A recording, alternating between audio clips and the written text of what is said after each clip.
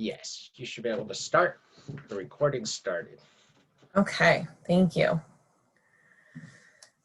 All right, this is our right to know meeting checklist. As chair of the Hopkinton Select Board, due to the COVID-19 coronavirus crisis, in accordance with Governor Sununu's Emergency Order Number 12, pursuant to Executive Order 2020-04, this board is authorized to meet electronically. Please note there's no physical location to observe and listen contemporaneously to the meeting, which was authorized pursuant to the governor's emergency order. In accordance with the emergency order, this is to confirm we're doing the following. A, providing public access to the meeting by phone. With additional access by video or electronic means, we're using Zoom.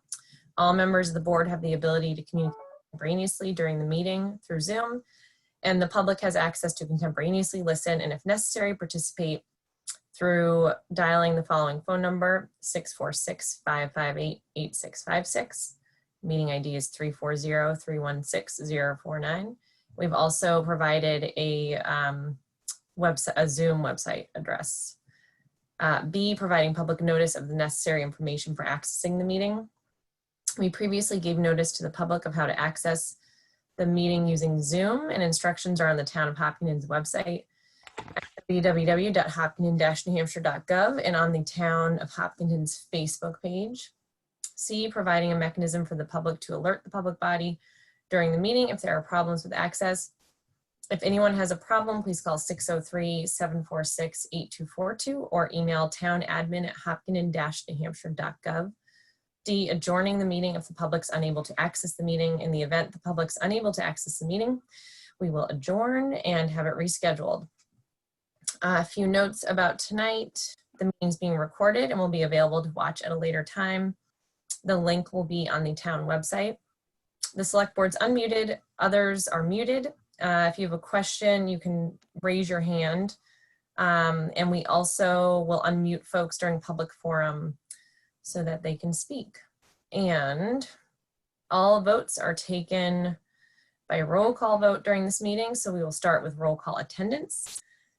Each member should state their presence and whether there's anyone with you during the meeting, which is required under the right to know law. So this is Sabrina Dunlap, and I am alone in my office. Jeff. You're muted. Jeff Donahoe, I'm still alone. All right, Ken. Ken Traum, and I'm alone. Stephen. Stephen Whitley, alone in this room. And Anna. Anna Wells, likewise alone in this room. All right. So, thank you, everyone. We will start with points of pride. Neil, do you have anything you'd like to share? Sure. As I started thinking about this, really realized that all the staff is these are crazy times, and they're really busy doing different things where even the normal things are taking a lot more time. So I really want to just highlight how hard everybody, I think, is working. Budgets are due, and we're getting ready for the elections, and we are in the middle. Robin's working on the current use update, and it just hopefully people know how much we appreciate how hard they're working and getting all this done under more difficult times than normal. Yeah, thank you. And same with you, Neil. And we appreciate how much work you're putting in to make sure everything runs smoothly. And I also would shout out Chief Pecora and the Hopkinton Police Department. They were out, I saw the chief on, was it Saturday or Sunday? There was that half marathon. And so because of COVID, they had to space the runners like 10 seconds between runners. So the start of the race took like 4 hours or something to do, and they were coming down Gould Hill. So the chief had to direct them, but it was nice to see him, but made me also realize, you know, how great the police department is and how they, you know, put in so much time and do things like help run road races in town. So just wanted to give a little shout out to them. Anyone else? Sure. I'll ditto what you and Neil just said, Sabrina. I'd also like to recognize a real point of pride for town, and it was unfortunate passing of Derek Owen. He was, such a terrific person, not only for the town, but I think statewide. Certainly somebody we could and should be proud of. That's all.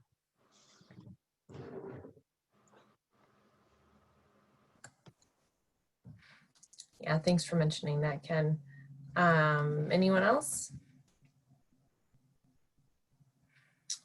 All right. Next on our agenda, approval of the consent agenda. Yeah, I'll move we approve the consent agenda of October 13, 2020. And this time I will volunteer to go in and sign it tomorrow. Thanks, Ken. Is there a second? Second. Especially since Ken's gonna go. All right. Is a yes. Jeff, Yes. Ken, Yes, Stephen, Yes. Anna. Yes. Okay. And next, approval of the public meeting minutes of September 28th, 2020. so moved. Second. All right. Sabrina's a yes. Jeff, Yes. Ken, Yes, Stephen, Sorry. Yes. Anna. Yes. All right. And approval of the non-public meeting minutes of September 28th, 2020, session 1. yeah, I'll move them and note they're not sealed. Second. All right. Sabrina's yes. Jeff, Yes. Ken, Yes, Stephen, Yes. Anna. Yes. And finally, approval of the non-public minutes of September 28th, 2020, session 2. okay, again, I'll move them and I'll again note that they're not sealed. All right. Sabrina's yes. Jeff. Second and yes. Oh, yeah. Sorry. That would help. Okay. Yes. Yes. Ken, Yes, Stephen, Yes. Anna. Yes. All right, thank you. Now on to appointments. 5:30, we have Evan Miller regarding an Eagle Scout project.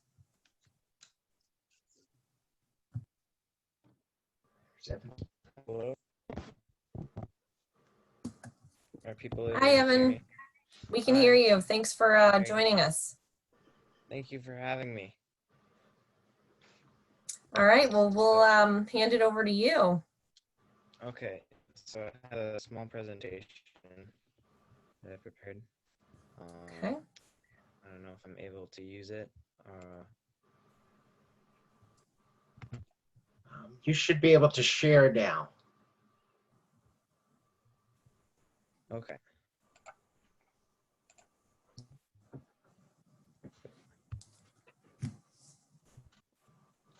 Okay, so my project, my Eagle Scout project, is to clean up and build 2 picnic tables in the local swimming area next to the Kentucky Farmers Market and on the Kentucky River. It's a very small and kind of hidden place that I believe has been under-maintained for quite some time and needs to be cleaned up and it needs a little bit more attention given to it. So this is the area that I'm planning on installing picnic tables to. There's a little better picture of it right here. And these are all the materials that I plan on purchasing for these are materials that I plan to purchase with the lumber and a few supplies such as screws and bolts and garbage bags and water and snacks for the people who will be helping me with this project. I currently have all the tools to help finish my project, and so I calculated out the funds and I plan to fundraise around $350 for this project. Currently, I've already finished taking care of the fundraising. I sold apples from Carter Hill Farm, pumpkins from a local neighbor, and my own personal eggs. And so far, I've been given temporary approval from the Eagle Scout Board, but we need further permission from you in order to continue. My next step will be reporting back to the Eagle Scout Board and then purchasing the lumber and getting ready to start assembling and cutting out the boards that I need. And any more questions? Evan, could you go back to the slide that shows where it's to be located? It's so I don't have like a map for it, but do you mean?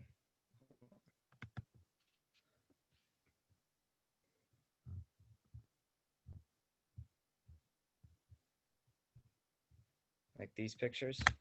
Yes.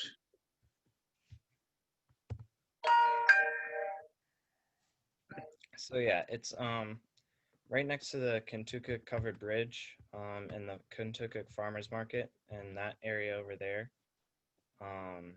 There's a little trail that goes down to the water where the boat launch is, and right next to it is this area, and there's a small rope swing, and there's trash in places and shrubbery that's kind of blocking off this area. So my plan was to clean that up and install 2 picnic tables. Okay. And it's above an area that might get flooded if we ever get a lot of rain? Yep, so there's a little deposit in here that goes out to the stream and into the river. Great. Well, thank you. Hey, Evan, thank you for the proposal. Are there any trash cans kind of in the area where these picnic tables are going to be located? Or are Yes. people, do they need to go back near the gazebo to dispose of their trash? They need to go back to the gazebo. There's one trash can kind of towards the entrance of it. And I figure installing another one wouldn't hurt. I actually over fundraised and have plenty of money to put in put more effort into it. But there is a trash can to the entrance of the trail. I think my only suggestion would be to either think about adding a trash can closer to those picnic tables or putting a sign up just reminding people that they need to take their trash when they leave away from the picnic tables and to bring it back to wherever the receptacles are, the closest one near the gazebo. Okay, that sounds good. But I think it's great, by the way. That's a great idea. Thank you. I similarly think it's a great idea. I think the sign would be better than a garbage can down there because our DPW would end up having to go down there to pick it up. Okay, that sounds good.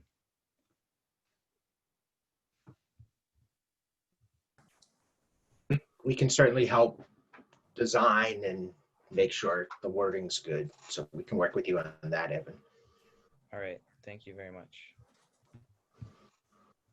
Thanks, Evan. I think it's a great idea. One question, I assume the tables will be put out and then they'll just stay out through the winter and everything, right? You're not gonna like store them somewhere for, Yeah, so they'll be pressure treated lumber, last through the winter, and weather the storm. So all right. Any other questions for Evan? Evan, do you need any kind of approval from the select board? yeah, I just need I've already gone to the Eagle Scout select board or Eagle Scout board, and they requested that I get approval from you in order to build these tables. I looked up if I would need any sort of permits or anything, and I couldn't find anything. And I asked Mr. Cass if I would need to purchase any permits for it, and he said that I would only need your permission in order to carry through this.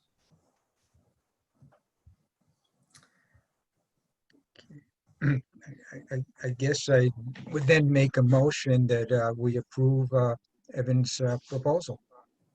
And thank you.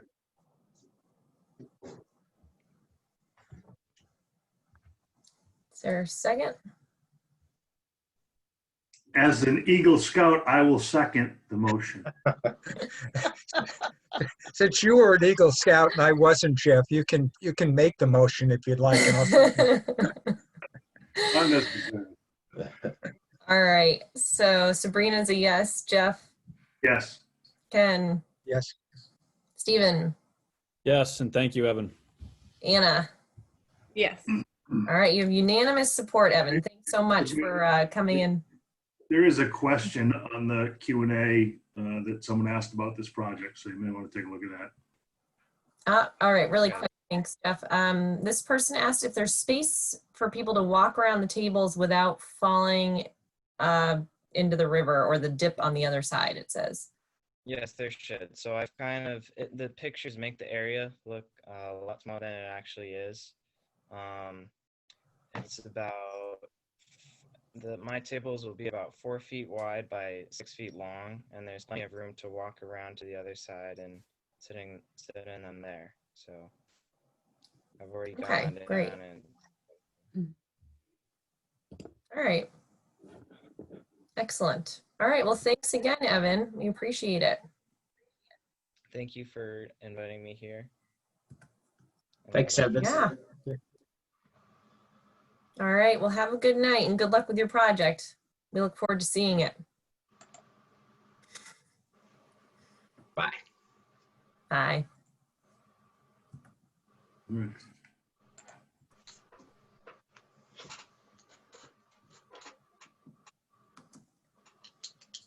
I lost my agenda, but I think we have a little bit of time before our 6 o'clock. So I don't know if Jeff Earls is here, if we want to bump him up or. He is on. If you Okay. you want me to move him, here he comes.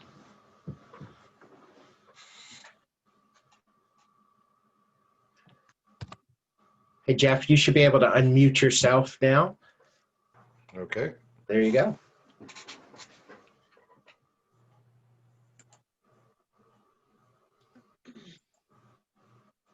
Hi, Jeff. Evening. Neil, are you taking it away or should Jeff take it away?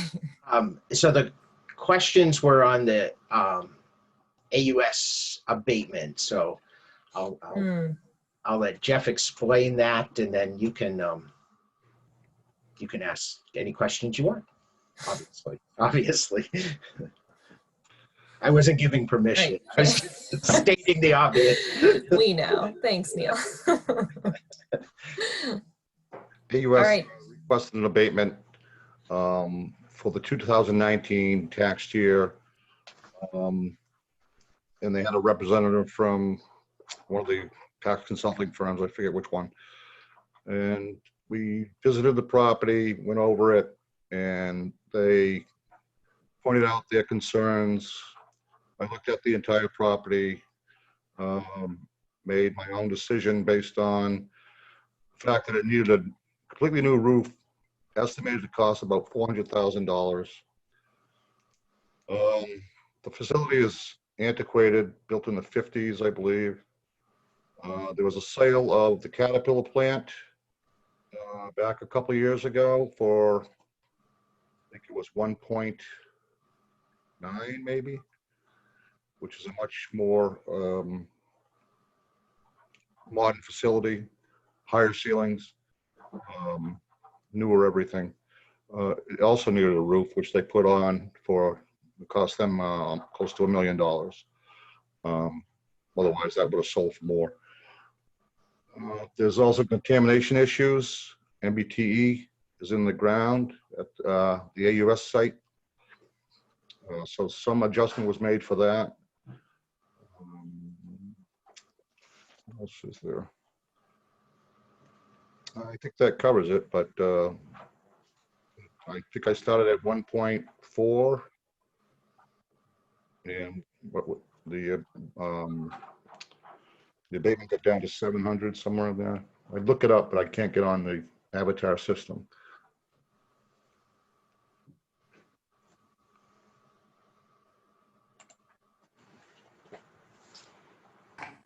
Hey, Jeff, can you give us a sense of the interior condition of the building? I know there's a retail store there that people are fairly enthralled with.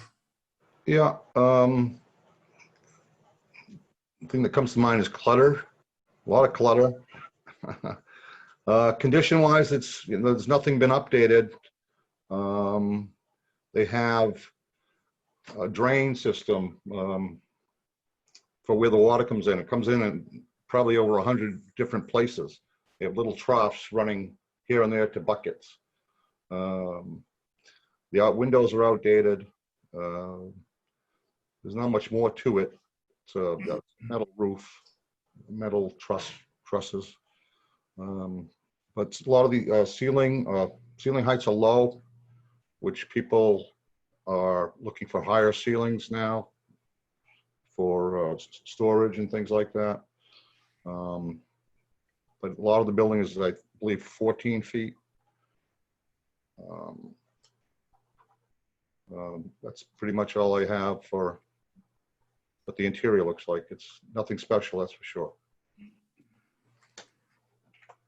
Well, I guess, you know, you're on tonight because I asked a bunch of questions of Neil. I mean, I'm just hesitant that a building with 4 walls and a roof in this town is going to be valued at $12 a square foot. That just seems low. I mean, it's used every single day by the company and its employees. Clutter isn't a valid reason to write down an appraisal. You know, if they're bad housekeepers, that's not my fault. No, it's, And so, you know, the fact that they're not maintaining their property to the standard that some other people might do shouldn't affect the value of the property. well, I looked at it as to what somebody would pay to buy that property. And even if they would buy that property, there's so many things working against it, it seems. And the house on Pine Street, it's, as I understand it, being used for storage, even though it's not a permitted use. Yep. That's assessed for $4 a square foot. I haven't been in it myself, but what I understand, it's not much of a house anymore. Again, it's an existing structure in town that at $4 a square foot just doesn't seem right. Well, what would you have to put into it to get it up to the average of $150 a square foot? I guess the question. I can tell you, assess my house at a hell of a lot more than $150 a foot, but yeah, I don't know.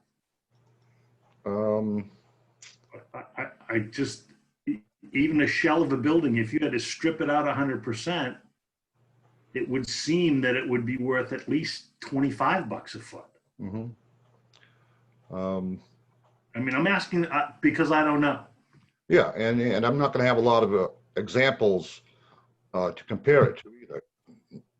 Certainly not in Hopkinton, and most likely there's very few like it around the state. So I could look into it a little more and make a, you know, get back to their representative and see what we can iron out, if that's the way you want to go.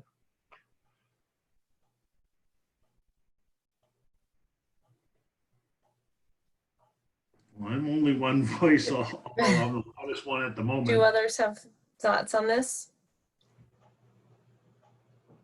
Yeah. Hey, Jeff, this is Steven. I was looking at the kind of history of the assessment on this property, and it looks like it jumped up from 2018 to 2019. Both the building and the land value jumped up. Looks like about double. Right. Was this property part of the reval? was part of the reval. Every property increased because of the reval. Okay. And do you know offhand what was the basis for that doubling in assessed value? Not knowing the roof situation, not having a good idea of what the interior was like because we hadn't gotten into it prior to, and just if you have limited information, you go with everything you know, and once you get more information, it may change the value up or down. Yeah, no, sure. I totally agree with, that you're operating under whatever information you have Right. at the time. So when you recently went into the building, that was the first time that you've been able to get access inside? Correct. Okay. And let's see, I'm looking at, I think it's, what page is this? The 2019 base year building valuation, which I think is page 2 of the tax card. It's on the bottom right. Do you have the tax card handy? I'm going to pull it up right now. Okay.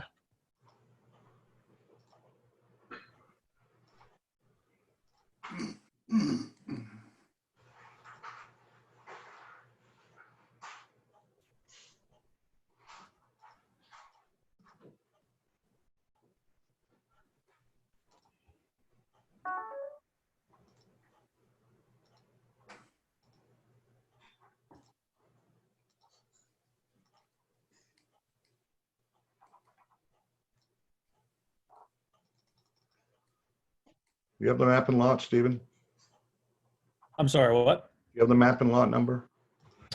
Yeah, map and lot is map 101, lot 25, Yeah, I got it.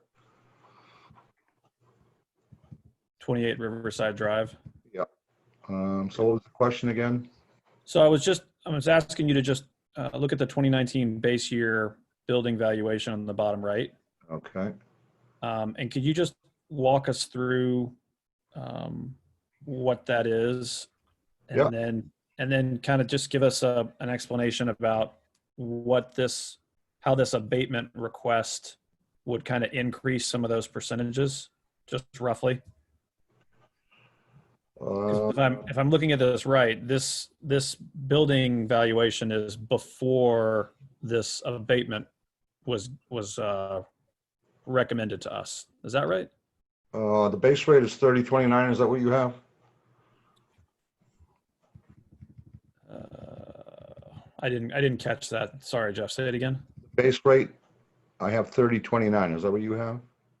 3029. Where are you looking on that page? Oh, yes, that's right. 3029. Correct. Okay. So the abatement wouldn't change that number. That's a starting point. That comes from Marshall Swift, the replacement cost manual, under the category of light manufacturing. And it gets adjusted based on average size in the town versus actual size of the building. So the larger the building, the less cost per square foot there is.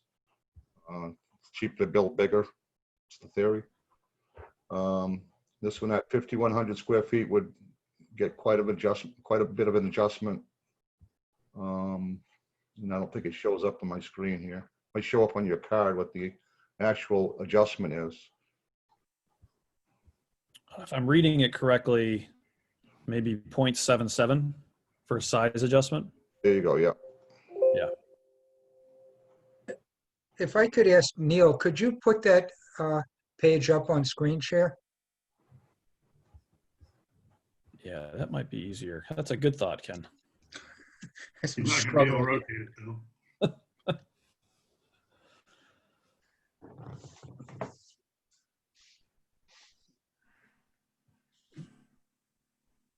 Question is, let me try again.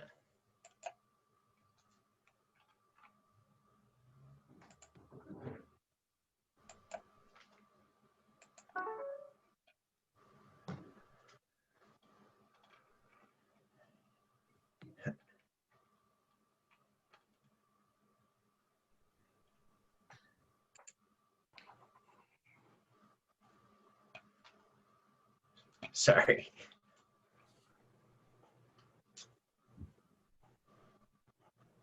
There it is. Can you see it?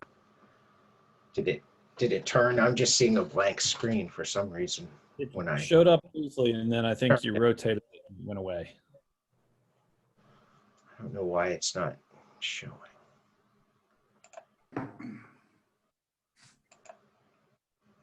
Try again.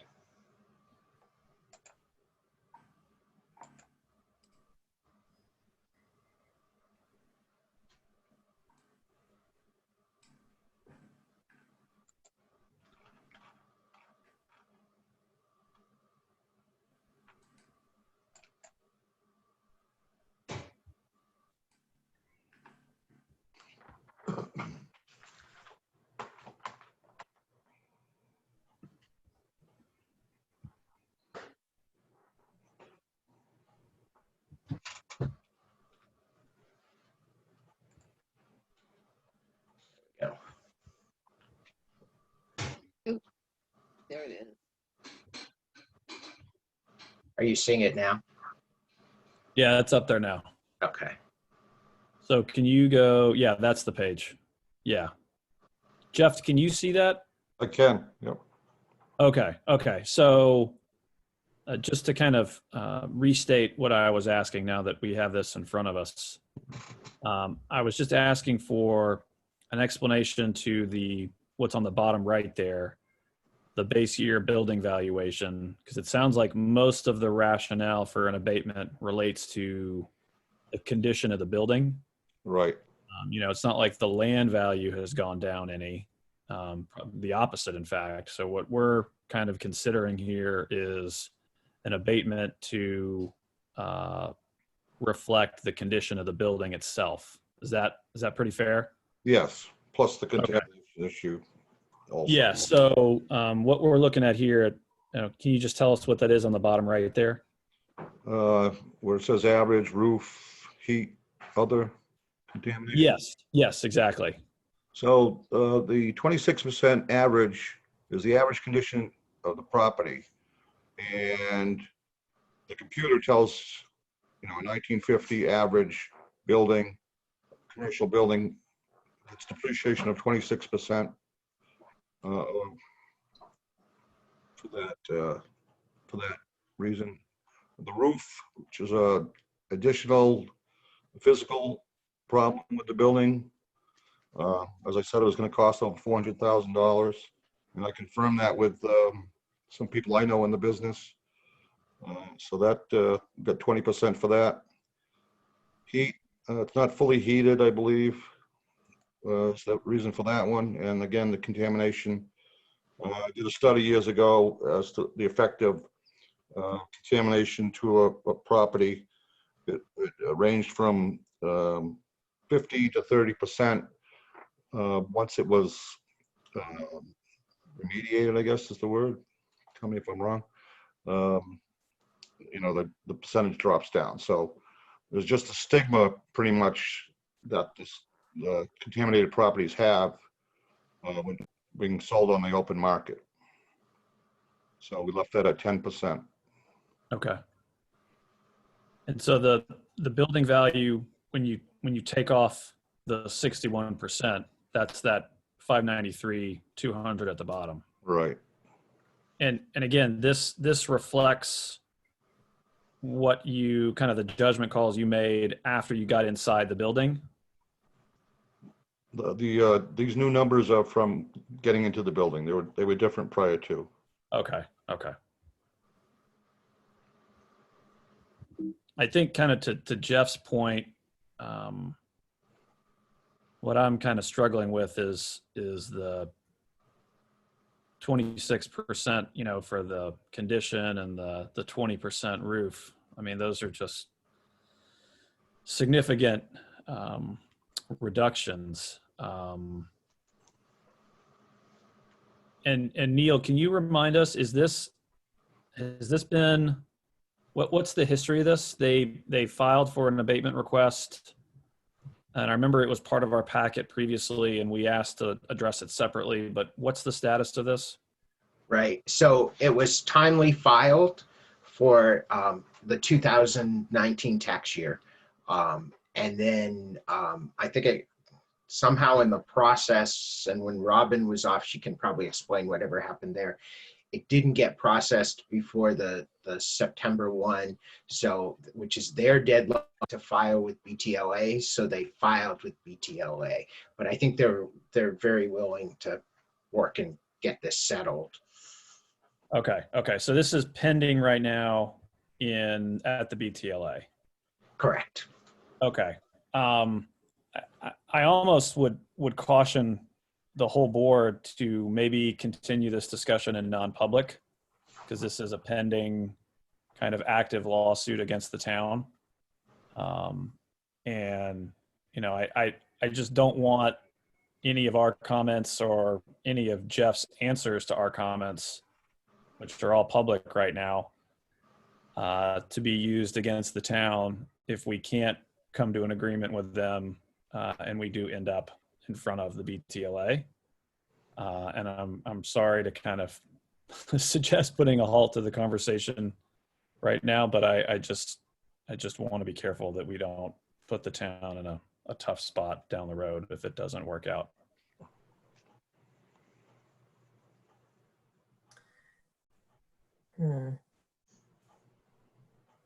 Yeah, I agree with that.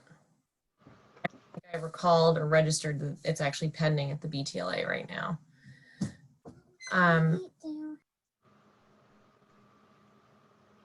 Would it make sense for Jeff to review this again and to schedule at the next meeting non-public to do the final review with the board? I think that might be one way to get at it. And that would, I think, also give Jeff a chance to just look at this again. Yeah, we can kind of carry this on in non-public, which would be my personal preference. I think that approach makes sense.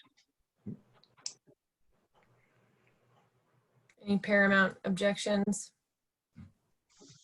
Okay. All right, good flag, Stephen. Yep. Thank you, Jeff, by the way. Yeah, Jeff, thanks for coming in. All right, thank you. And I'll talk to Neil and see what the schedule is going to be like. Yeah, thank you. Thanks, Jeff.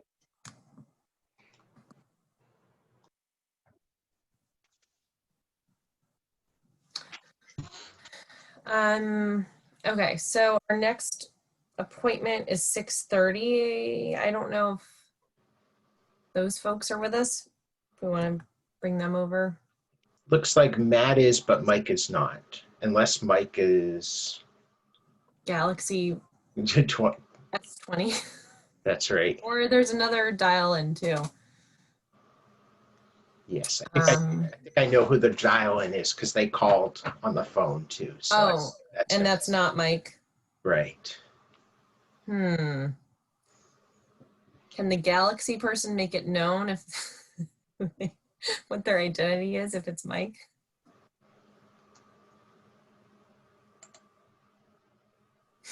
The Galaxy S20 can unmute themselves if they're Mike. If they're Mike Tardif, unmute. If not, we'll put you back over in attendees.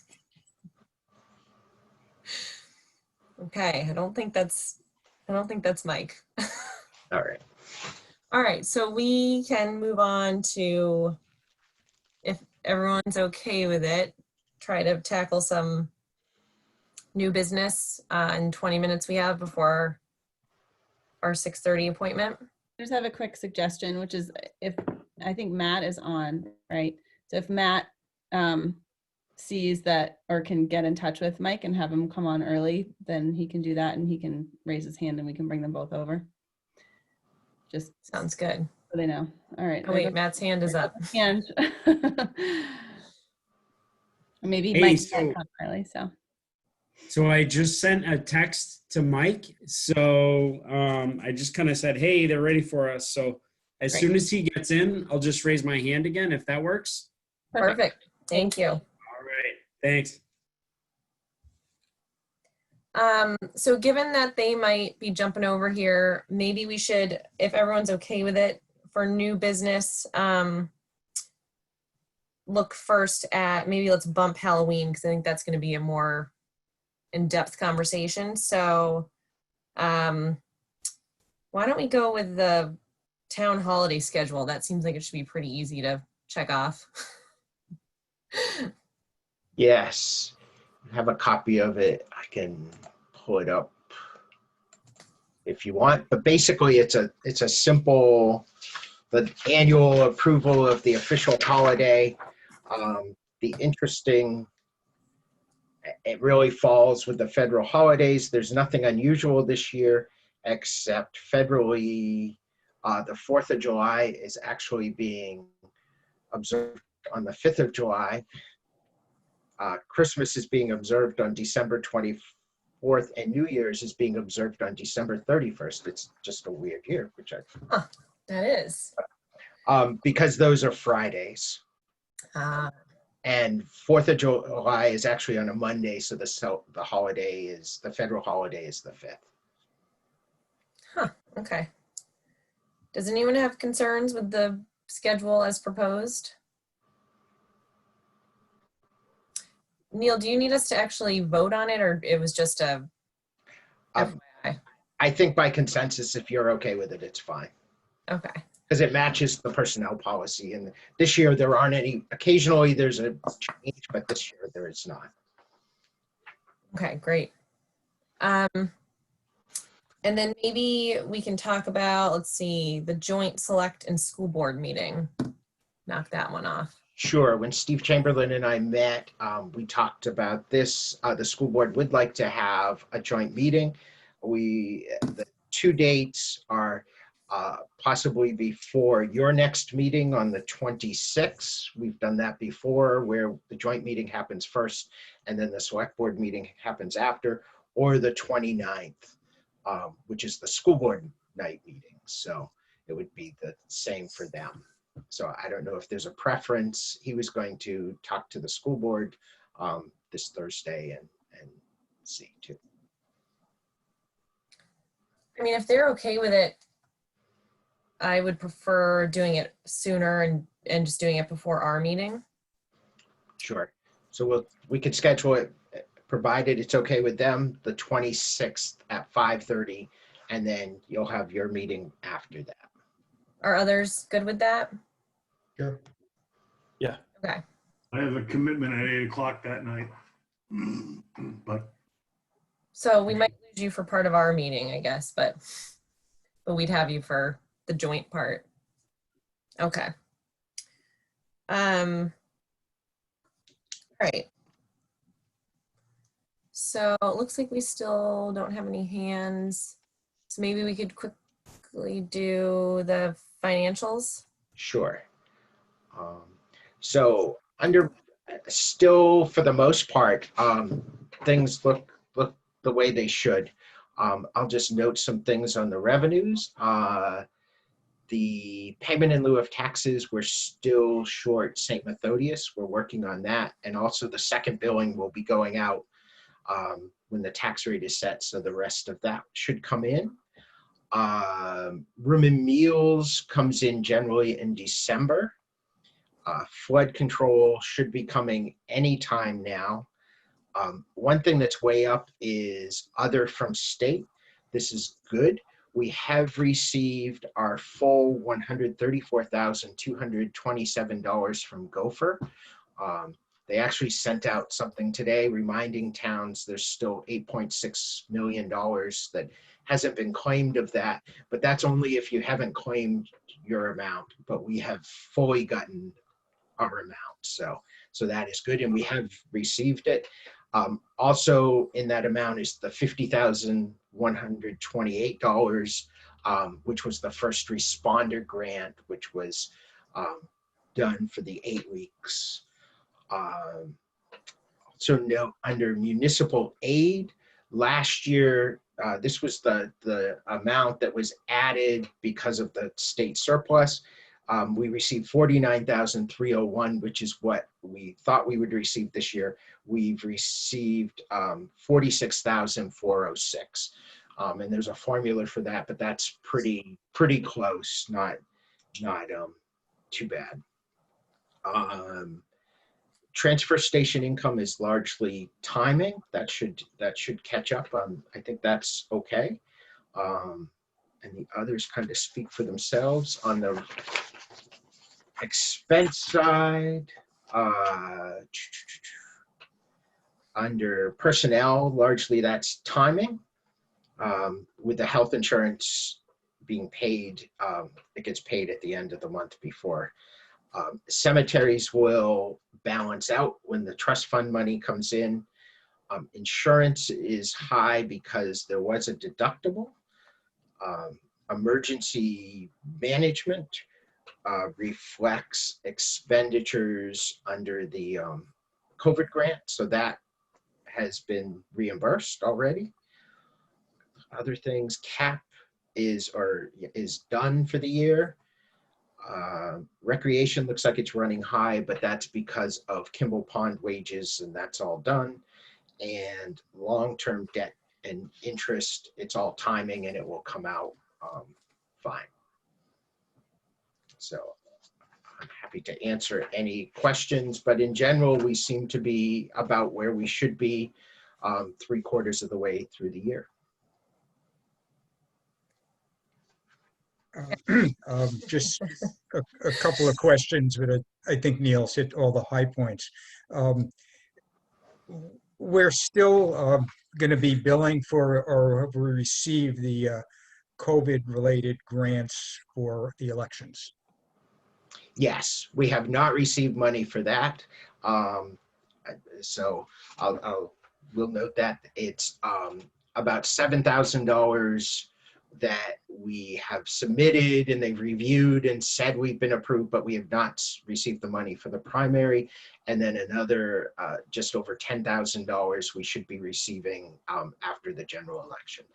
And that's based on the number of absentee ballots higher than they were 4 years ago or 2 years ago, or a combination of the two. They had a formula they use. Okay. And the on the revenue side for the other from state, the COVID grants, I think they're roughly 184,000. You're reflecting on the expense side 77,000 on emergency management. Should I just assume that the balance of that is spread throughout all of through several different departments? Yeah, And they're included there. There it is, and there's some adjustments we may be making now as we balance all that out. But we have we're entitled certainly to that 184,000. They're not going to be seeking any refunds. No, we submitted actually about $650,000 worth. So we've submitted more, and Okay. Thank you. And I'll probably be repeating a lot of what you just said at the budget committee meeting tomorrow night. Thanks, Ken. I see Matt's hand is up, so I don't know if we've got. and I think Mike is here too, so I'll move them over if you're ready. Great.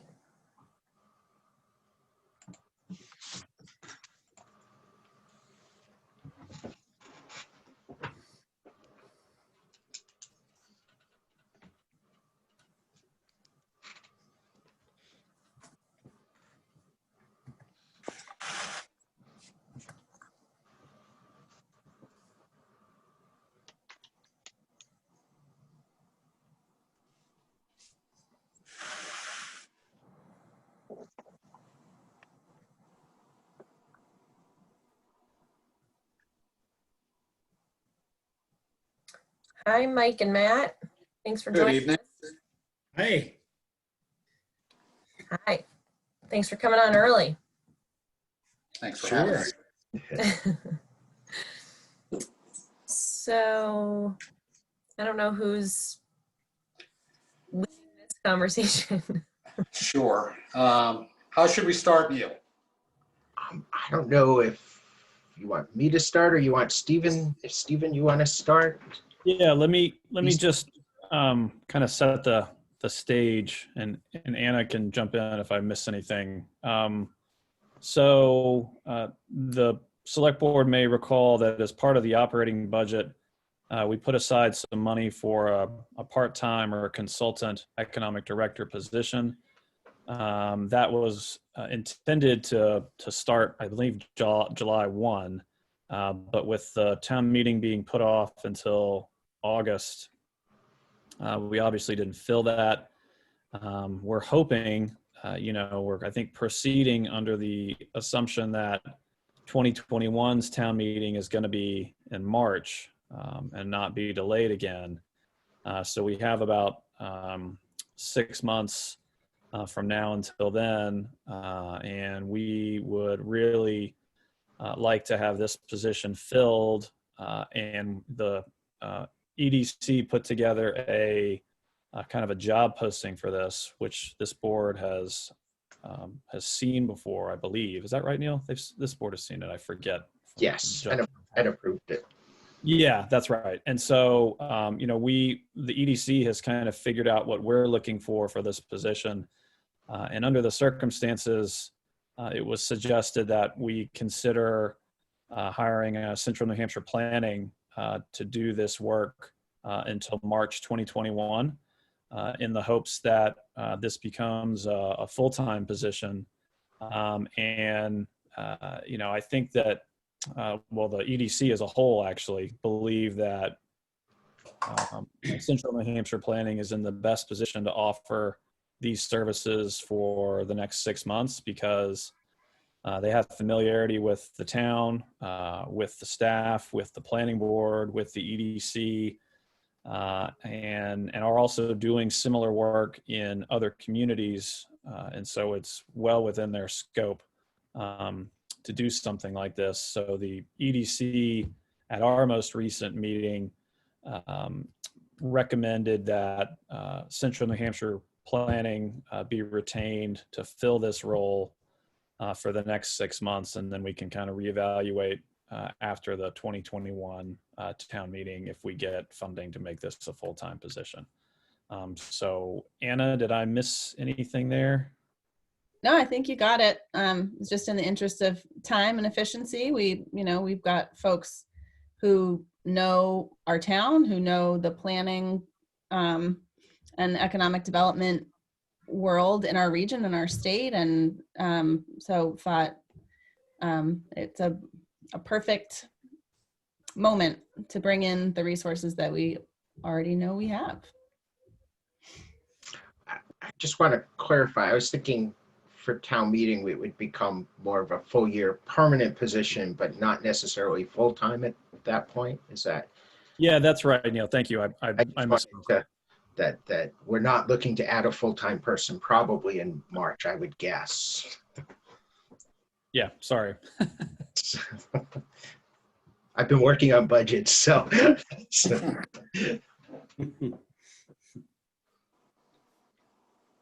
I guess we just, the select board has to approve the hiring, right? Correct.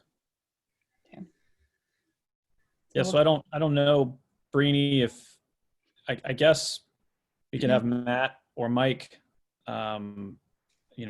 reintroduce themselves to the extent the select board, needs a reintroduction. But I don't know if any of the select board members have questions for Mike or Matt or for Anna or I about the EDC's role in this.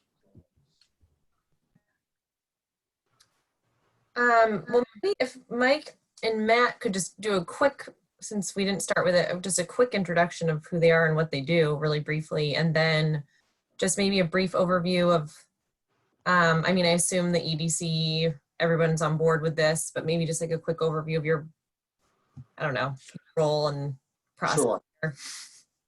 Let me start, Matt. And so I'm the director at Central Regional Planning, and Matt's one of our senior planners.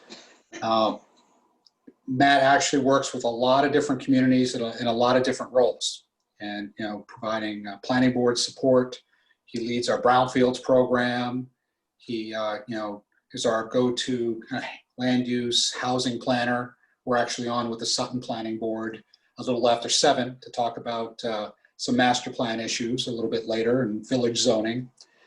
But we've actually found that there's been a pretty big increase in demand in planning board circuit riding, but also economic development circuit riding. And he's actually playing that role on a part-time situation in Warner right now, both from the planning board and the economic development side of circuit riding. And again, circuit riding is providing that part-time staff extension. And this is one of those situations where there's sometimes a lot going on in a month, sometimes not as much going on in the month. We've actually got a lot to do between now and March. Taking a look at the list of specific responsibilities that the EDC put together, but there's a lot of flexibility in a circuit rider position. So there's when the demand's there, we can jump in. When the demand's not there, Matt can go and do some other work in some other communities and work under some of our other programs. So that's kind of a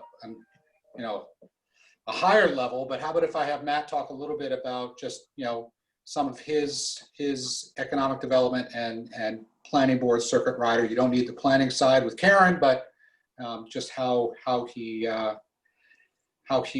works with a couple of different communities right now. Sure. So I think in the most basic level, when you think about economic development, you think about attracting businesses, but also retaining what you have, and kind of taking a holistic view at what tools you have to kind of do both of those missions. So, and that's kind of what's interesting about the scope you guys have created, is it also acknowledges the role of planning in that piece. Planning's the front door, but it's also the gatekeeper of community character and all those other things that are important to the town about how it develops. So what does that mean practically? So you kind of want to, when you start digging into it, you kind of want to get a sense for where you're at and where you want to go. Part of that is driven by the master plan and that process to kind of establish where you're at. But you've also got to kind of look at what your zoning says and kind of get a sense for what the regulatory framework is. And I know the planning board is kind of jumping into that now, looking at some of their definitions and some of their other things, which is really good. So the timing is really good. So how do you determine where you want to go? Part of that is based on the master plan and the community vision that's kind of spelled out there. But the other part of that is looking at some of the trends and things like that to kind of identify opportunities. By that, I mean, you can kind of look at, the state does, for instance, projections of different industries, every year. This industry's up, this industry's down, and things like that. Another tool is a location quotient analysis, which kind of looks at your own town in relation to a larger geography. Usually the county is kind of how these get set up. And you kind of say, okay, well, here are our strengths in terms of industry in town. So you say, then you kind of take all these pieces and you say, okay, here's what the people want to see. For instance, could be small scale, village type economy in one part of town, but in another part of town, it's more larger, right? Larger stores, larger type economic development. Then you compare that to the state data about what industries are growing, and then where are your strengths from that location quotient. And those things can kind of help you identify, target industries. What do we want to go after to kind of strengthen what we have within the context of what people would like to see in terms of development over the next 10 years or so. Something else to think about is what tools can you put in place to help the planning board make the process a little more predictable for developers. That's everything from contacts to what the board is doing now by kind of updating their definitions and things like that, to anything you can do to kind of front load information So the developer understands, hey, these are kind of the marks we've got to hit, the people we've got to interact with, and to get an estimate about, how long it's going to take to get through the approval process and where you're going to go. Another piece is kind of understanding those things that you can't really measure, right? Like I mentioned earlier, that you've got to think about not only who you're attracting, but who you're retaining. It's easy to look out and say, okay, we've attracted this business, it's X square feet, it generates X tax revenue, it's X jobs. But it's really hard to kind of say, well, how do we know if we're keeping, businesses in? Because there's not really a way to track that. So to kind of understand that the EDC is kind of an advocate, but also they're kind of reaching out and, occasionally maybe doing surveys or just trying to find out what the existing businesses need so that they can stay where they are and expand and continue to grow in town. I think kind of those areas are kind of really high level. But I think that's kind of the gist of kind of where you want to try and put yourself in kind of all those buckets. Short term, I know we're talking, between now and town meeting, there's in the short term, we could do stuff where we kind of help the board look at some of these zoning definitions and things like that, kind of jump into that the cluster analysis and the location quotient analysis stuff. Get that state data and just kind of, help the board understand kind of what some of those targets might be. I know I'm kind of scattershot with a lot of things, but I wasn't really sure kind of where you guys wanted to take the conversation, but any questions you have, I would say, fire away. If I could just add one other thing, Brainy, just from the EDC's perspective. And this may be a question that some of the other board members have. We ended up not posting this position to see what other candidates were out there. And we decided not to do that yet because we had this, we felt it was a unique opportunity to retain Central New Hampshire Planning to fill this role. And because of their expertise and their familiarity, we thought it was a good fit. So I would expect that could be a question from the other board members, and I just wanted to clarify that. Thanks, Stephen, and thanks, Matt, for that overview. Does anyone, Jeff, Ken, any questions or comments? Of course, I have to have some questions. I guess more for Stephen or Anna. What's the compensation for this group, and how will it be shared with the TIF districts? I don't know, Neil, if we've you guys had that conversation? We have, the rate is $55 an hour, and the way we've budgeted it is it's 50% budgeted in the budget and 50% out of the TIF funds. And will it be capped at the amount in the budget?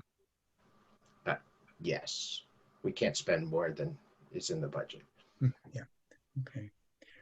And again, maybe for Stephen or Anna, would the charge also include looking into or trying to attract retirement communities or entities of that sort?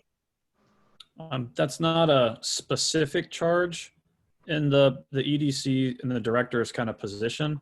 The director is going to work with the EDC, with Karen Robertson, the town planner, and the planning board. So, there'll be a chance for us to give some direction to whoever does take on this role. So if we think that might be a good fit for the town, then we can, certainly give that direction. But there's nothing that specific in the kind of description for the position. Okay, all right. Thank you.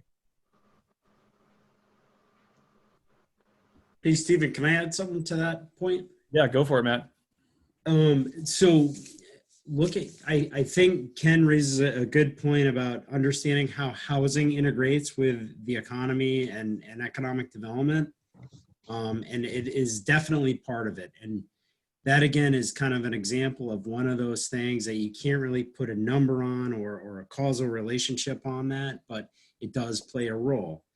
In Allenstown, for instance, they've had a very busy summer. They had a 150 unit apartment complex and an old mill they just approved. They had another major project was a 126 unit assisted living facility. And just kind of looking at that, they actually have in their economic chapter of their master plan, which that chapter is kind of a pull-out economic development strategy document as well. They actually look at housing because in 2014, 2015, when they did that, they identified like a 1% or less, something like that, vacancy rate.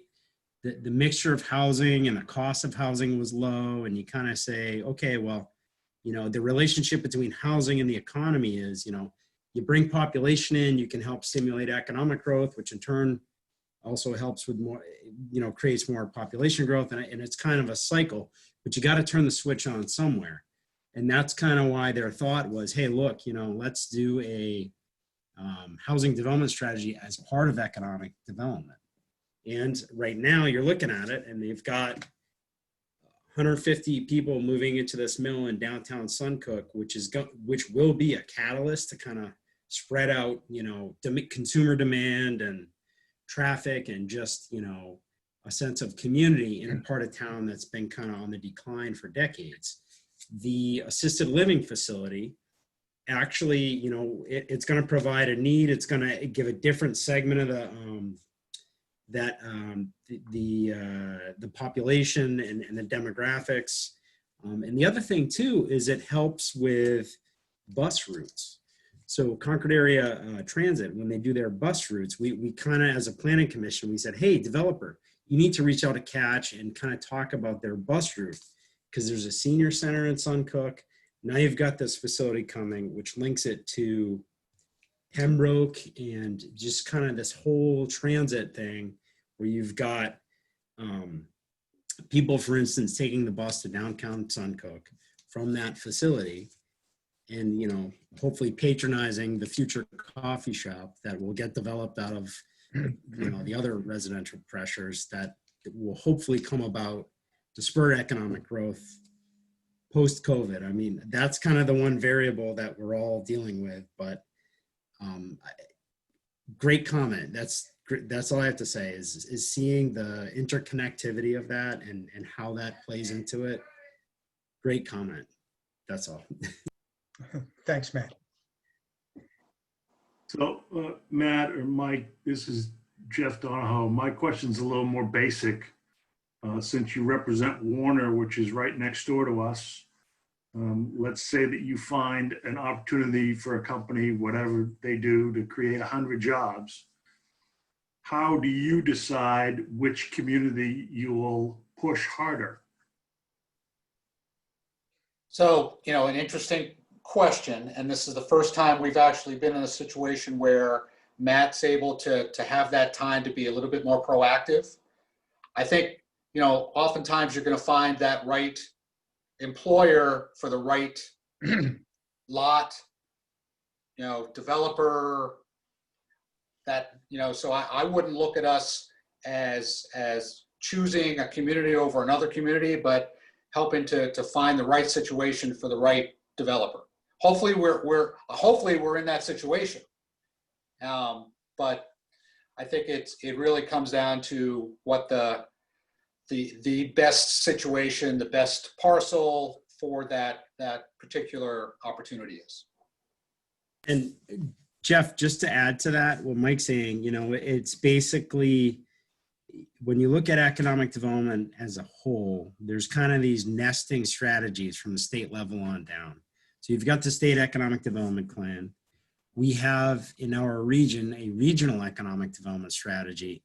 And then you get down to the town level where each town has an economic development plan or economic development chapter in their master plan.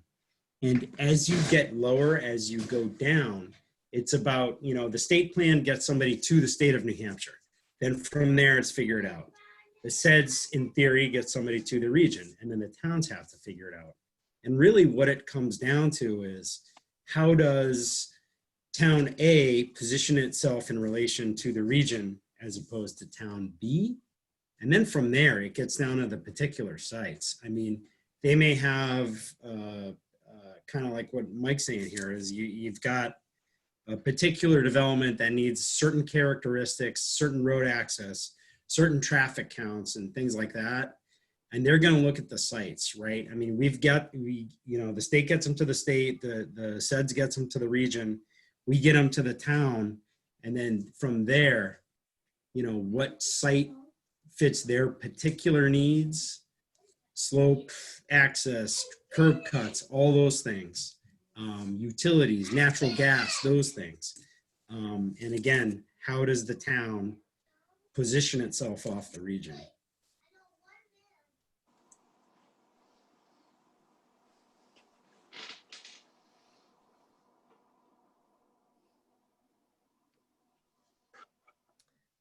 All right, that's helpful. Any other thoughts or comments?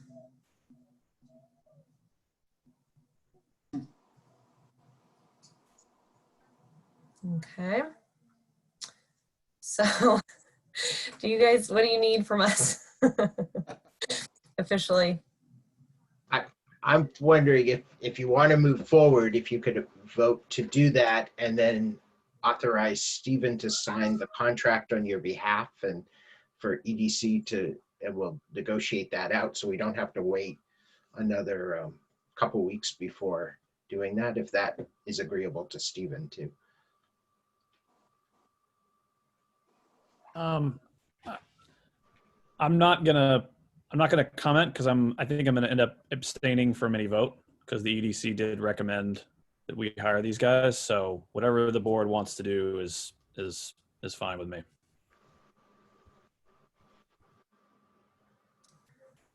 So, Anna, are you abstaining too?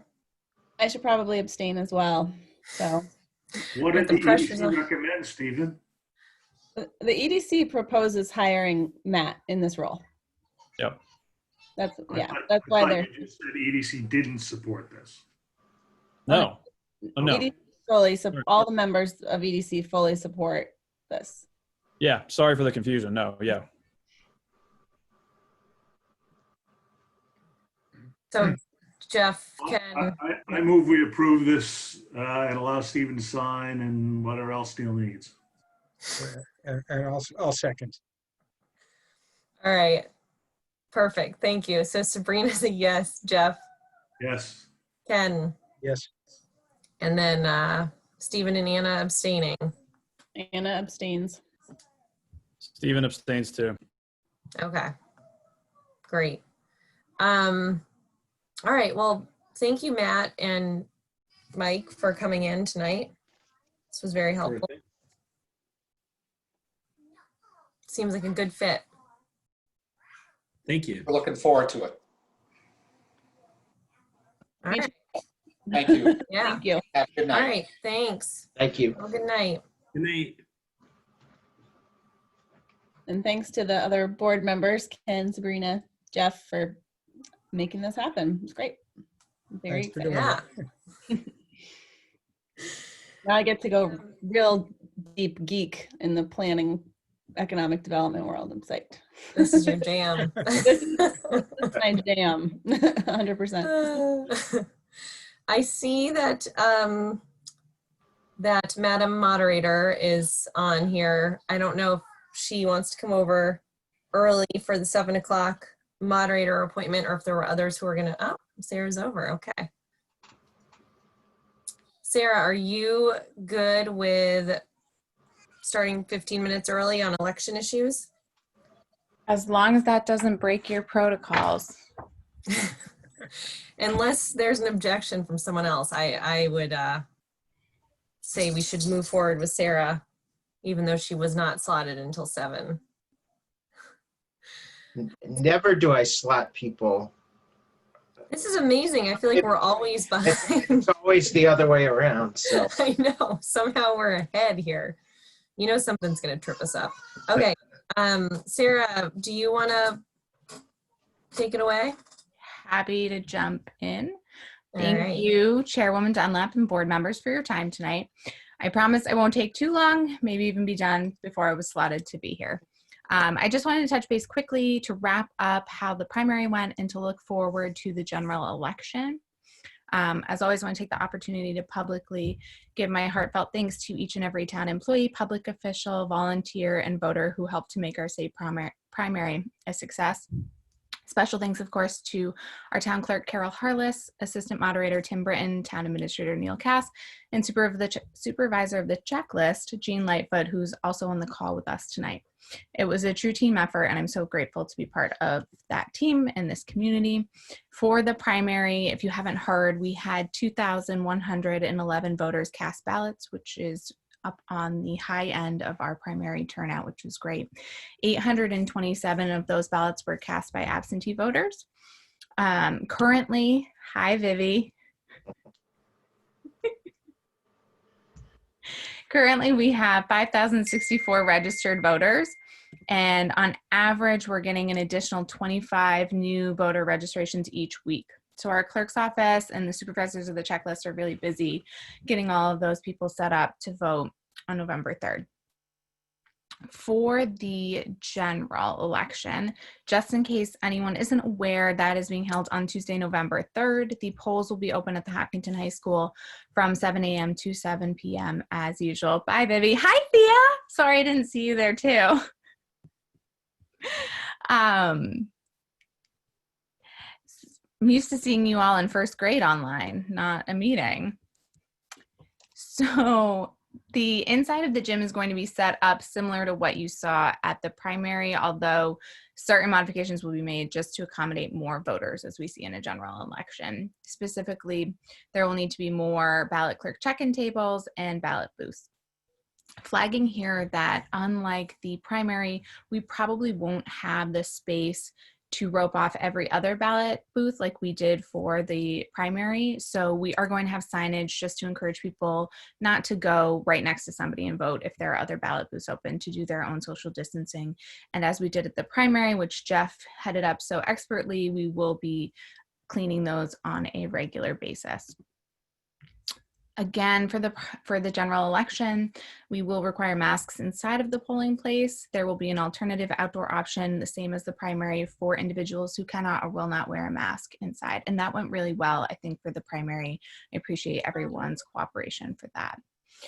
The biggest difference that we'll see from the primary to general election, and I don't think most voters don't notice it, but certainly the election officials and volunteers do, is that we are going to use the absentee ballot partial pre-processing process that was established under HB 1266 this year, the special law just for COVID that gives additional absentee ballot pre-processing to hopefully alleviate some of the stress we're all feeling on election day getting our high number of absentee ballots processed. So that is going to be held on Saturday, October 31st, Halloween at 10 a.m. at Town Hall.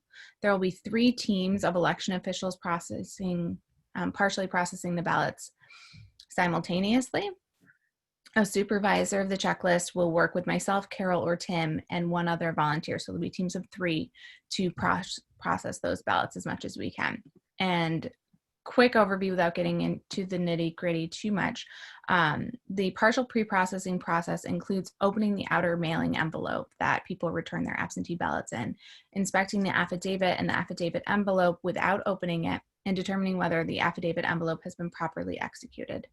Then we can highlight the name on the checklist. We cannot check the voter's name off of the checklist because they still have the opportunity to come in on election day and vote in person if they choose. Because the HB 1266 also allows us to fully process absentee ballots on election day earlier than usual, a voter who wants to change their vote or vote in person from absentee needs to come in between 7 and 8 a.m. because we will do the full processing at 8 a.m. on election day. The pre-processing session is open to the public, and this is the opportunity at which someone who's observing could challenge a voter. So just a heads up, On election day, for the ballots that have been partially pre-processed, there will be no opportunity to challenge those voters on that day. That would have to be done on October 31st. Once we've gone through that process, you can no longer challenge a voter. I also do want to just take a small moment here to encourage everyone, if you are filling out an absentee ballot, please read the instructions thoroughly.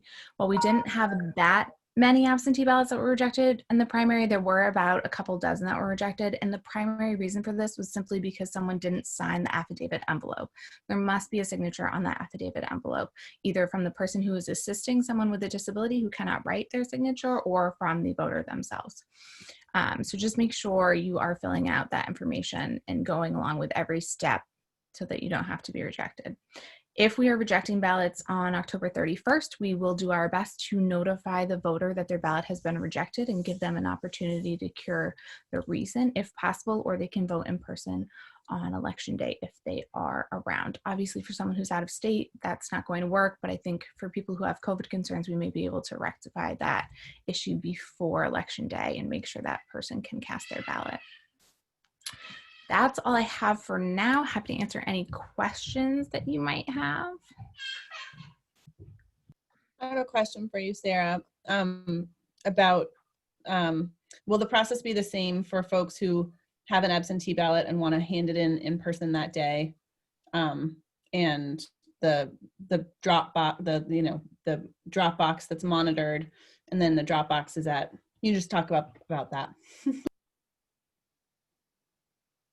Or I'll keep talking until things are quieter in your house. So yes, there will be a drop box outside for absentee ballot voters. Hey, Luca. Yeah, it's almost bedtime, but we're okay. There will be a box right outside where the outside voting location was. Great, thank you. Thanks, Sarah, for the overview. If I hear from people who are interested in helping out, like to count ballots or be poll watching or whatever, do you need volunteers, or are you? So we are very lucky in Hopkinton. It's like an embarrassment of riches that so many people have volunteered, and so many volunteers have gotten trained through many rounds of drive-by voting this year. Certainly, we have not fully developed our staffing needs for Election Day. So if you hear people, just direct them to me. We'll be figuring that out in the next week or so, working with Carol and Jean to do that. Okay. Sarah, in terms of the people that don't want to wear a mask and want to vote outside, the process for the primary was we'd have to call in and somebody would come out with a ballot. I'm concerned that there may be a much larger number of people that want to vote outside. Sure. So I completely understand. I think there will be more people who vote outside this time who choose not to wear a mask or who can't wear a mask. Just the numbers, because we'll have more voters. There will be a fourth supervisor of the checklist on election day. So I think that's going to help them to be able to keep up with that demand outside. And then because we're partially pre-processing the absentee ballots, myself and the moderator should also be more available to help with things like that if necessary. But somebody will still have to run in and out. Yes, we still have to follow that process because we can only have one copy of the checklist, which makes that a little more complicated. Okay, thank you. And thank you for everything you're doing. Is there anything else we can help with? So I think I've spoken to some of you already about filling in the same roles. I'm going to be reaching out to those who I haven't talked to about volunteering on the day too. I'm so very grateful for everything that you did. I think, the biggest things is just talking to the community and making sure they know when deadline dates are. And if people are asking about absentee ballot voting, if they have questions, you can always call the clerk's office. Folks can reach out to me if it's after hours, but definitely following all the instructions and just making sure people sign that affidavit envelope is like the biggest thing I think that we can all do to help improve over the primary. It's such a new process for so many people that it's understandable there've been a few hiccups.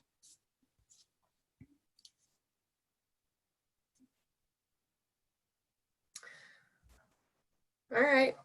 Anyone else? I guess I have one last question. Do you anticipate the interior layout to be the same as it was? I'm just trying to think about if there are ways that we can, and I'm more than happy to put my planning brain on, and think about if there are ways that we can make the space both more efficient and at the same time more spread out. Sure. So Neil is working on that grand design. Like I said, we have to put in more ballot booths for every. Oh no, I forget the statistics, but there's a ratio we have to maintain for the Secretary of State for state law, and we'll have 5 ballot clerk check-in tables instead of 3. So the alphabet's going to be more divided. So it's going to be a squeeze to get all that in with social distancing, but I think Neil's on the right path. We just topped 5,000 voters this week. Mm-hmm. It's 1 booth for every 100 voters. So we're looking at 50 booths and 5 tables. So it is going to be packed, as well as there'll have to be more room to line up to get to the supervisors, because so many more people will do same-day registration than did for the primary. So The primary was our practice run.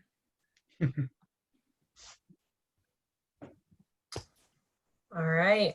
Perfect. My last reminder before I go is just please be kind to poll workers. They're volunteering to do this. If you have issues or concerns or questions that you need to talk to me about, that's fine, but try to be gracious to our other voters and pollers. And I know how we're doing well. We're really, really lucky here. Mm-hmm. All right. Thanks, Sarah. Thanks, Sarah.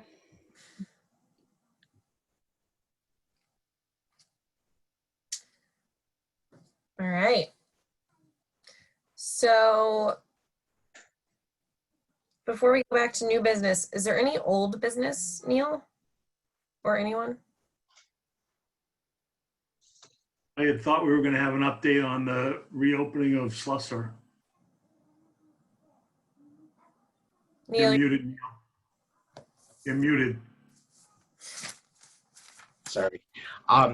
Yeah, so we are working on a plan to do that, and we'll have a final plan, because we were talking about it taking effect in November for your next meeting. So there are certainly challenges around it, but we are meeting and working on that. And I'll just update, we're also working on Sugar Hill, and we've now added College Hill, as people were concerned about that. So we're working with our neighboring towns, and we'll also have, we'll just get your approval for some additional signage that at the next meeting too. But we're working on the GPS at both. We thought we had taken care of most of it, but we became aware that Google Maps was still sending skiers up through that way. So. And we all got complaints, I believe, about Gould Hill this weekend. And that can get added to the list. It seems like now that the picking is over, there shouldn't be as many issues, but we can work on a plan. It seems like probably at least parking on one side. There are probably numerous things that could be done. So we'll start working on that too. yeah, and I talked to Neil briefly about this, and actually Chief Pecora, when I saw him for that half marathon, the volume of traffic is like really mind-boggling. And I think it's probably due to COVID and because Gould Hill is a great orchard. But I suggested if there's a way to put more signage on Gould Hill. I mean, the speed limit is 25, but I know I'm not alone in this. Like, we don't walk on Gould Hill on the weekends generally. We try to avoid it because the traffic is so heavy and people go really fast. So there's the traffic issue, and then there's the parking issue by the orchard, which was a little messy at times, like so blocked that you couldn't actually get through. I had a situation where I was coming up the backside of Gould Hill and someone had to actually like back down the road so that I could get by. And anyway, it's definitely something that I think needs attention for the next pick your own season. And also if there's anything we can do to mitigate the fast, heavy traffic, would definitely like to explore that. I We did certainly, receive calls about this too. I know there's several people, many people I'd say on Gould Hill who are concerned about this. Ken, is that what Yeah. you're saying? I was going to raise Gould Hill because I had gotten calls also, but I think it's been covered at this point. Since we're talking about roads, Bob Lepre had raised the concern on Grzyniak Lane about there's some parking signs by the rail trail that, says, will tow. And I went over there the other day and the signs are still up. So I didn't know, what the status was, looking into that. They're still there. Okay, we'll take care of that. Thank you.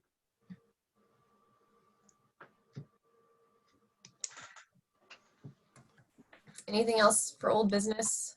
I'll just note that we're still gathering information. Actually, Jolene is working on it to provide more information for the solid waste contract, either renewal or out to bid for next year. So that is still in process too. Great, okay.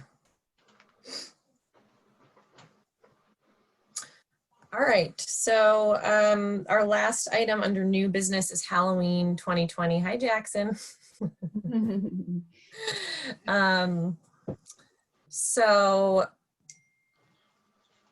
Neil's posted in our materials some info from the NHMA, which was sort of like loose guidance, I'd say, for towns to follow.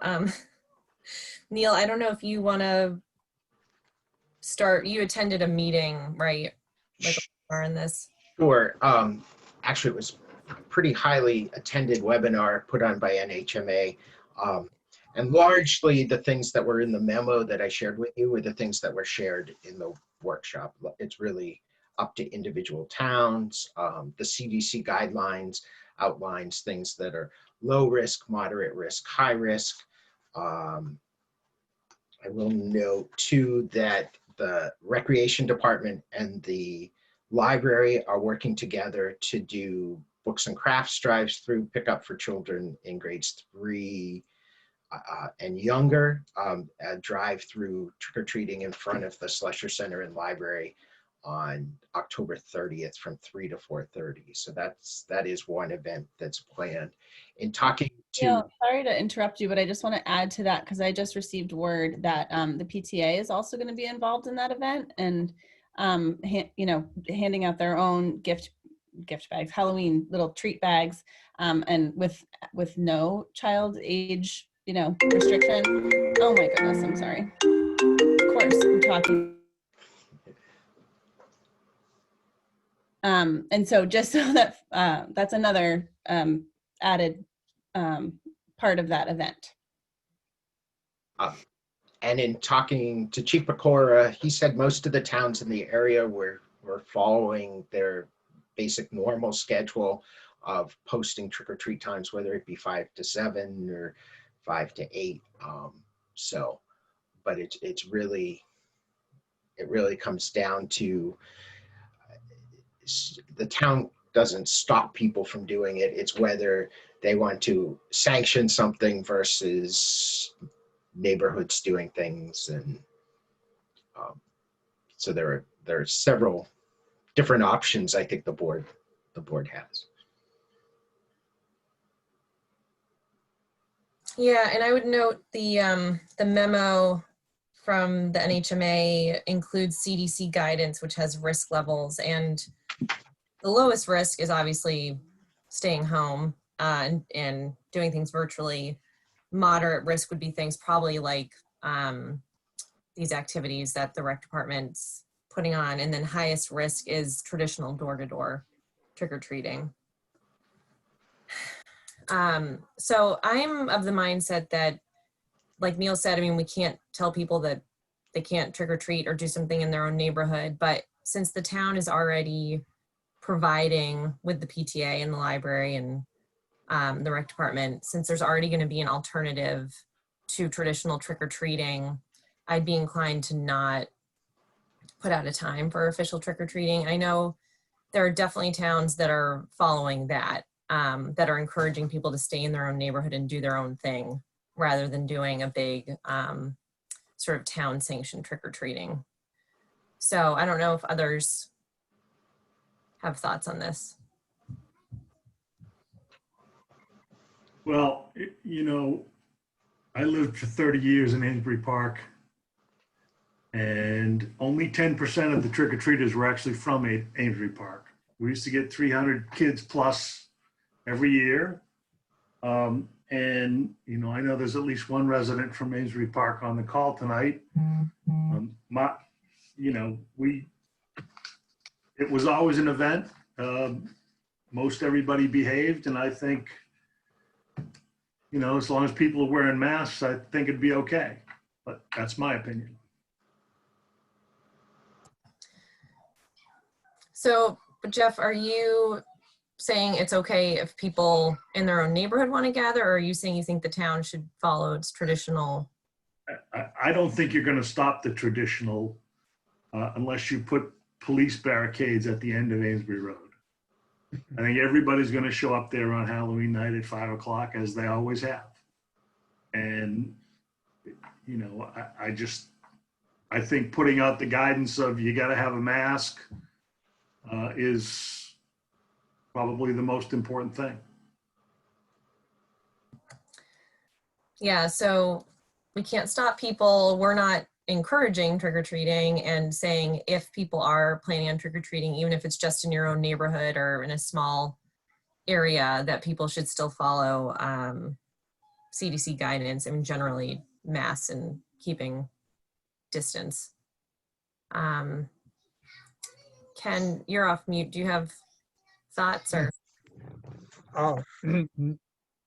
Where we live, we don't get trick-or-treaters because this part of Maple Street is beyond the street lights, and it's a high-speed street.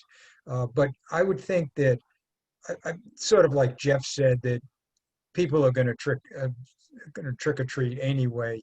And I would think it would make sense to lay out some times that when trick-or-treating would be legitimate, and some guidelines, and recommend wearing a face mask, and recommend that people set the treats out in front of the house or something, and to the parents that go with your children, don't go in big groups.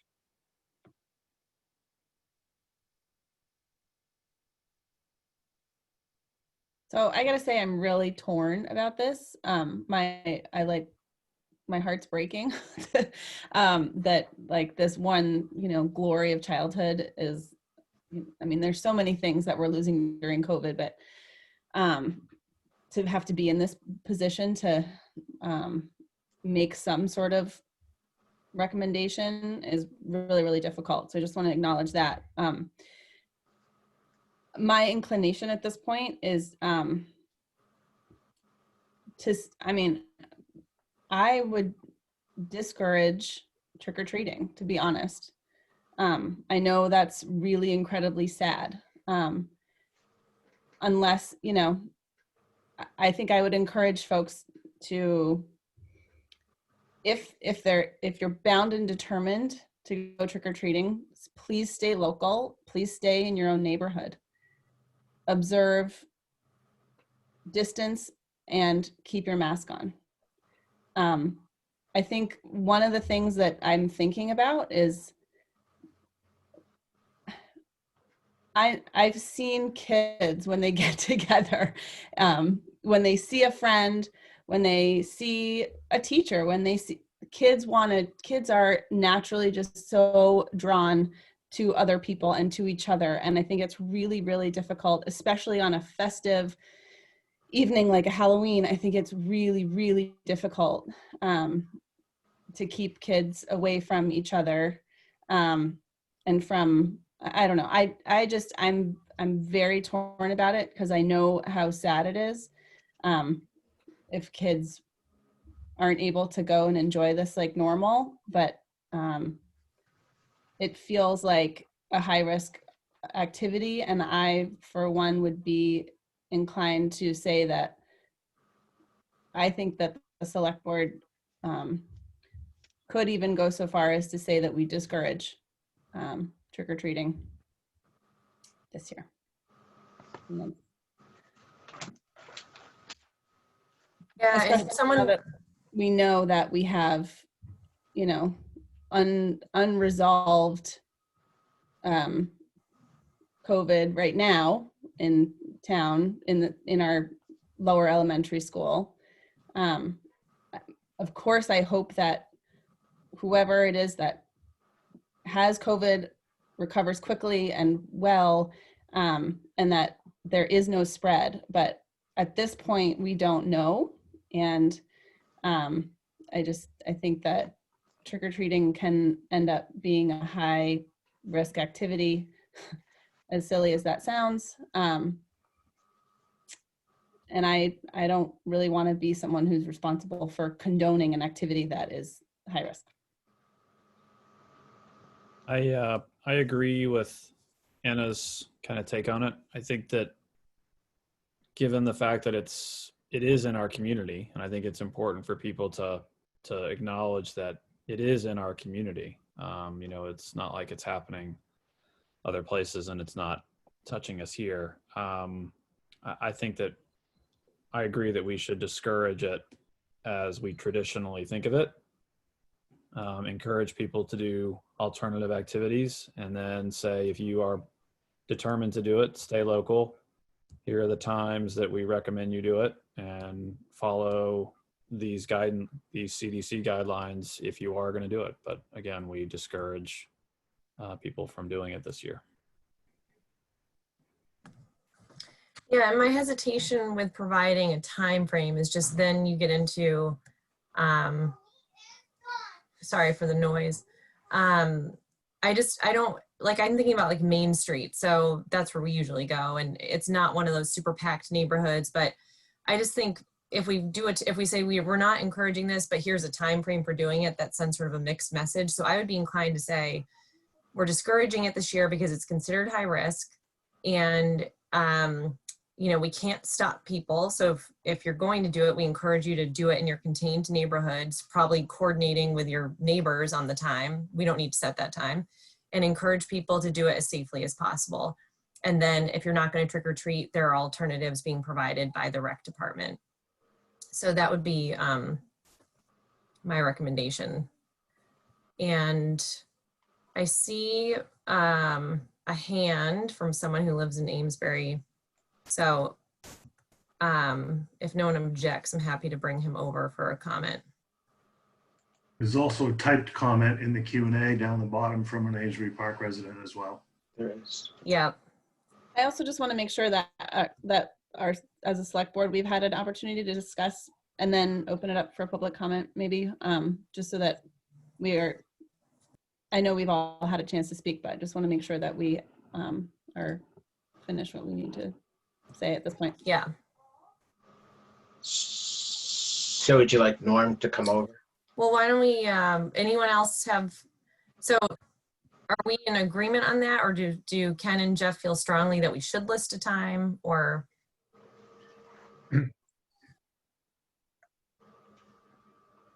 I guess I don't know if we don't list the time, does that mean all weekend people maybe trick-or-treaters may be showing up? I can't imagine, yeah, I mean, I guess then you run into a situation where people's lights are off and their doors are closed and they're not, I mean, it just would seem odd to just strike out on your own and go knock on people's doors. But I don't know, I mean. I think too, the information we put out, we can stress that if somebody's lights is off, don't go there. So that people who don't want people coming to their door can make that clear, which is sort of the unwritten rule anyways, but. I just don't think do it in your own neighborhood is viable. At least 3 people on this call don't live in neighborhoods. And so, you know, if I had a 6 or 7 year old kid, they wouldn't be trick-or-treating here. They'd be going somewhere else. Amesbury Park, Main Street, downtown Kentucky.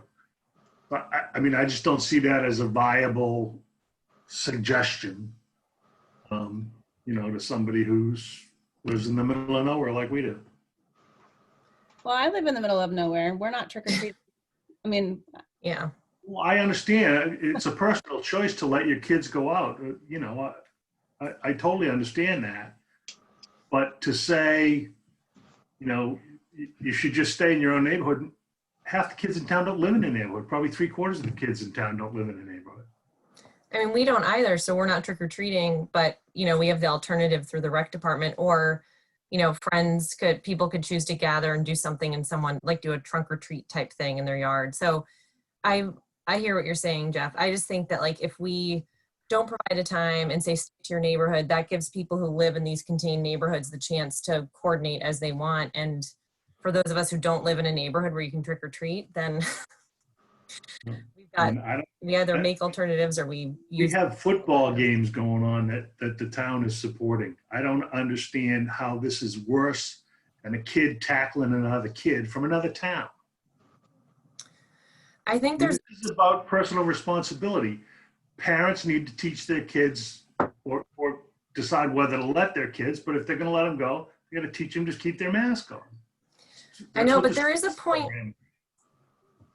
There's a distinction, I think, between one night of trick-or-treating, which is, sort of an odd tradition anyway, and sports.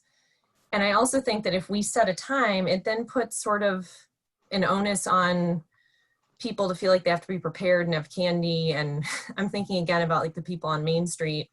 If we set a time, then people might feel like, okay, well now I need to like set candy out or whatever. Whereas if we just say trick-or-treating is not being condoned by the town, then I think it's a clearer message for people. And I think it's just different from sports, because when you're a house that people walk up to, it's like you don't necessarily have a choice in the matter. I mean, you can turn off your lights, you can leave candy out for people to take, but I do think there's a distinction between sports, although I have mixed feelings on sports, to be clear, but that was not necessarily our decision to make since it was the school's decision.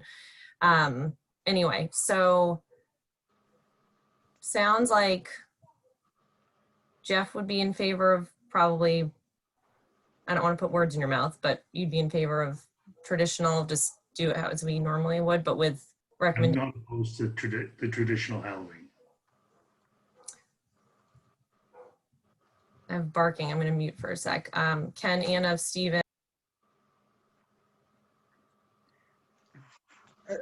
I'd be supportive of what you've said, Sabrina, in terms of not recommending children go out trick-or-treating this year, but if they do, to wear a mask and socially distance.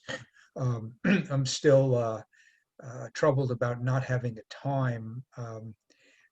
For the activities at the library and Slusher Center, is there a time frame for that? Yes, there is. It is 3 to 4:30 on the 30th. on Friday, on the 30th, the day before. Okay. Mm-hmm. Do others want to hear from, we have two hands. Are people ready for comments? It might help our decision making. Okay. So I think Kevin's over. All right. Hi, Kevin. Hey, how are you, Sabrina? Great. Thanks for joining us. Thanks for having me. I just wanted to put a comment up on this as an Amesbury resident. There are a number of Amesbury residents that are elderly that I don't know if they're going to voice their concern over having this or not, but I figure I'll voice it for them and I'll voice it for myself. I personally don't think having a traditional trick or treat is a smart move as I review the CDC guidance of higher risk activities. And the very first thing on that list is participating in trick or treating, where treats are handed to children who go door to door. I also want to point out that I think some of the other town activities are a good solution, but I think that those also might be considered in a high risk activity. I understand Jeff's point of having kids wear masks and you've got to teach your kids, but the CDC also does say that masks is not an acceptable substitution for social distancing. And as he also pointed out, there are always upwards of 300 kids in the neighborhood. I don't think I've seen fewer than 350 kids in the past 7 years that I've been here. So I would encourage the board that during a pandemic, we do not set a time to do trick-or-treating, as many residents in Amesbury are elderly, and I think it poses a higher risk. And just to quickly comment on the sports piece of this, this is much different than a sports game. I don't have 300 people show up to my house unannounced for a sports game, with a time that the town has set. So I would encourage the board to not set a time to trick or treat, and encourage that if people are going to not go door to door and go to the other provided activities that the town is setting up through the rec department. Thank you. Thanks, Kevin. And we've got Norm's coming over. Hi, Norm. You're muted. Hi guys, how are you? Thanks for joining us. Hey, thank you. Can I do another public comment on something that you talked about earlier today and then this? Is that okay? Is this public forum time? Well, yeah, we might as well just make this. Well, it's just real quick. Why don't we stick to Halloween and then move on, just so that we stay focused on this You got it. suggestion? You got it. You got it. I agree with everything that Kevin said regarding, having 350 people show up at a certain time. I think it's a lot for this community. I mean, I was really excited about having trick-or-treating this year, my first year in Amesbury Park. But, a lot of people in this neighborhood are very concerned with trick-or-treating during a pandemic. It's quite scary. A lot of people do not want trick-or-treaters in here. I mean, I love trick-or-treating. My kids are excited and they're probably going to kill me for commenting, but I really want my kids to be going to school. And, I'm really concerned that this could cause a big spread. And, I really want them to have that emotional and social support. And I don't want one night of them going out to cause a problem with them bringing something into our classroom. As you know, we're closed at Harold Martin. I'm talking as a resident now, but we're closed at Harold Martin for 2 weeks. Who knows what could happen with trick-or-treating, moving forward. So I encourage the board to really focus on, what we can do what's best for this year and to keep all our kids healthy and moving forward. So I appreciate the consideration and thank you for all that you guys do. Thanks, Norman. You can, if you want to comment on your other non-Halloween issue, feel free to do that now. Oh, yeah, real quick. I want to say thank you to the town of Hopkinton and the police department for the race this weekend. It was a lot of fun. I'm disappointed at Sabrina.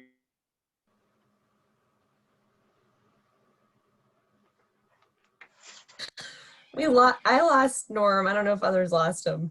Yeah, Lost you, Norm. We lost him I'm disappointed in Sabrina that, and there was nothing. I heard you say you were disappointed in me. Did you do that? Yeah, I lost her for a second. No, I'm disappointed in her for not holding a sign up saying "Go Norm, go" when I ran. I'm sorry I couldn't stand there for 4 hours. Sorry, Norm. No, but it was great to be out there, and you guys approved this last year when we didn't know what was going to happen in 2020, and I just wanted to say thank you to you guys because it was really safe. It was great to see people socially, and we all wore a mask, and it was a great feeling to see people, and I really want to say thank you to Chief Okora. I ran by him; he was all motivated and happy, and it was a great time. So I just want to say thank you to the board, and thank you for everyone that's helped out making it fun. Next year, I want to sign Sabrina. I'll stick one in the ground for you. Guys, have a good night. Thanks, Norm. All right. So there is one comment in the chat. I don't know. Oh yes, that's right. Jeff said that. So somebody from Amesbury commented the number of people, 350 people or so. Appreciate the town providing alternatives and at the very least requiring masks. The town not scheduling trick or treat time may reduce the number in the high traffic areas. I agree with that. We know there will still be groups who don't follow it. It's a difficult decision. Appreciate discouragement and let smaller neighborhoods do their own thing if they wish to. Thanks for that comment.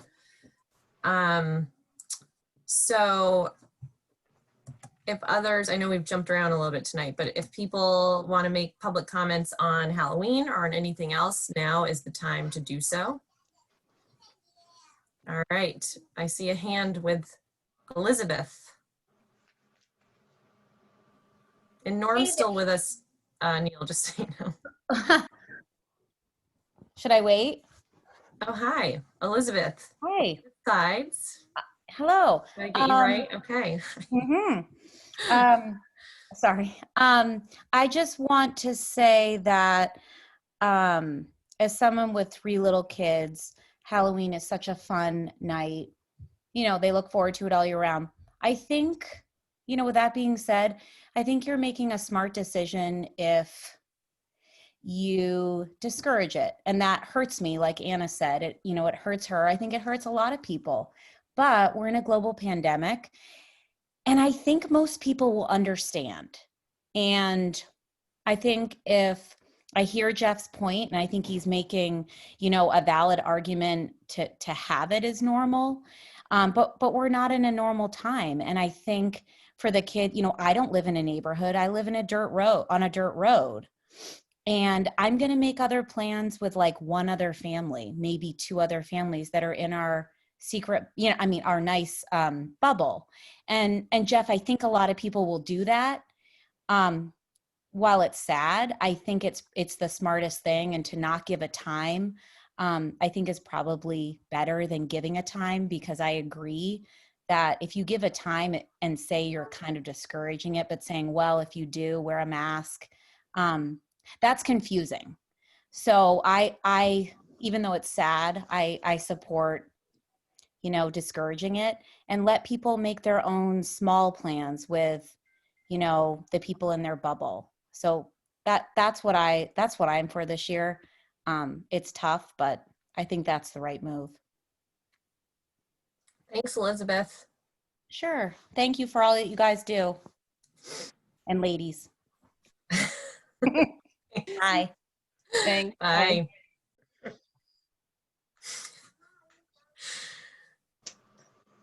Anyone else for public comment on anything? Going once, going twice. All right. So in terms of a decision on Halloween,